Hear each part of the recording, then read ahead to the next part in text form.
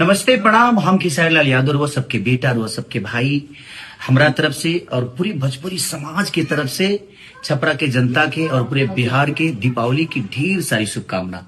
और लक्ष्मी माता रउआ सबके दम भर भर के धन देश अवश्य ही रउआ लोग खेसारी पर अपन प्यार लुटाई। और इस सेवा के मौका हमरा मिलल बा, हम हमेशा प्रयास करब कि रउआ सबके हर वो दुख के दवा बनी और वह सबके प्यार में हमेशा बनल रही।